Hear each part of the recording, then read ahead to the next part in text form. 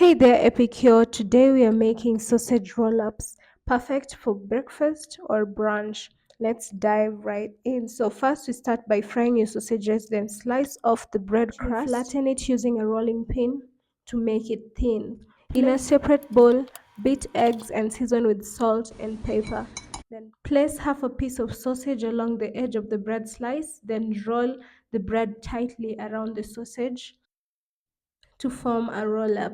Brush the edge with eggs to seal. Heat cooking oil in a pan over medium heat. Dip each sausage roll up into the beaten eggs, ensuring it's evenly coated. Carefully place the coated roll ups into the hot oil, seam side down.